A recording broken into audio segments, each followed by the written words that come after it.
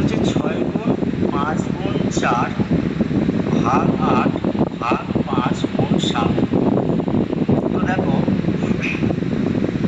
এখানে আমরা আগে গুণ করবো। 6-এর সাথে 5 গুণ করলে কত হবে? 30 গুণ 4 ভাগ 8 ভাগ 5 গুণ 7। 30-এর সাথে 4 গুণ করলে কত হবে? 120 ভাগ 8 ভাগ 5 গুণ 7। এবার 8 দিয়ে 120-কে ভাগ করলে কত হবে? 15 ভাগ 5 গুণ 7। তো 5 দিয়ে 15 ভাগ করে 3 গুণ 7 কত আসবে? 21। অতএব নির্ণেয় সরল ফল সমান সমান 21। পরের দাগ কি বলছে দেখো, বর্গের যা কি বলছে? বলছে সমান 100 ভাগের 57 ভাগকে দশমিক ভগ্নাংশে প্রকাশ করো। 100 ভাগের 57 ভাগ। দেখো বর্গের যা আমরা কি লিখতে পারি? তাহলে 57/1000। তো নিচে 1, 2, 3টে শূন্য আছে, উপরে 1, 2, 3 ঘর আগে দশমিক বসবে। ঠিক আছে, উপরে কত? নিচে 100 আছে, 100 বলেছে, সরি 100 বলেছে। 57/100। তো নিচে 2টো শূন্য আছে মানে উপরে 2 ঘর আগে দশমিক, 1 ঘর 2 ঘর মানে পাশের আগে। তো দেখো 0.57। ঠিক আছে, তো আমরা শূন্য আগে দিকে লিখতে পারি। তো 0.57 এটাই হচ্ছে উত্তর। পরের দাগ কি বলছে দেখো,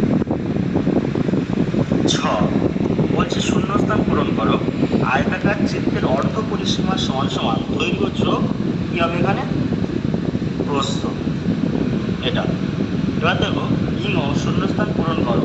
213.25 সমান সমান, তাহলে 2 পরে দুটো ঘর 2 শূন্য বসেছে, তাহলে 1 পরে একটা ঘর আছে মানে একটা শূন্য, তারপরে 3 আছে, তাহলে 3 দশমিকের পরে 2 বসবে, দশমিকের পরে দশমিকের জন্য 1, দশমিকের একটা ঘর মানে একটা শূন্য, তাহলে 2 বসে, তারপরে 5 100 বসে গেছে। ঠিক আছে, তারপরে কি বলছে দেখো, তো 472.84কে কথায় প্রকাশ করো। তো দেখো তো 472.84কে কথায় প্রকাশ করতে বলেছে কি হবে না? 472.84। এটা উত্তর। পরে দেখো দেখো, এবার দেখো তথ্য 1.25কে সামান্য ভগ্নাংশে প্রকাশ করো। তো দেখো একের দাগের ছ 1.25কে সামান্য ভগ্নাংশে প্রকাশ করতে বলা হয়েছে। তো দেখো নিচে 1, 2, 5 বসবে, দশমিক ওঠালে 1, দশমিক পরে 2 ঘর বসবে, 100 বসবে 100। তাহলে 5 দিয়ে ভাগ যাবে, 5 দিয়ে 100কে ভাগ করলে কত হবে? 5 দোকানে 10, 16 কেটে 20। তো 5 দিয়ে 100কে ভাগ করলে 20, আর 5 দিয়ে 125 ভাগ করবো। 5 দোকানে 10, 2, 5, 5 5 25, কত আসছে? 25 আসছে। আবার 5 ভাগ করে 5 4 20, 5 5 এ 25, 5 এর 4 কত আসছে? 5 এর 4। পরেরটা কি বলছে দেখো, পরেরটা বলছে শূন্যস্থান পূরণ করো। 8.05 টাকা মানে কত না? 8 টাকা 0.5 পয়সা। এটাই উত্তর। এবার দেখো ঢ 23 ভাগ 1000 সমান সমান কত? দেখো একের দাগে ঢ বলে দিয়েছে 23 ভাগ 1000। আমরা লিখতে পারি 23 ভাগ 1000। নিচে 3টে শূন্য আছে, উপরে 3 ঘর আগে দশমিক যাবে, 1 ঘর 2 ঘর কোনো ঘর আছে, আরেকটা ঘর নেই, তাহলে আমরা কি করবো? একটা শূন্য বসাবো, তারপর দশমিক করবো। তো উত্তর কত? 0.023। এটাই। পরেরটা কি বলছে? শূন্যস্থান পূরণ করো।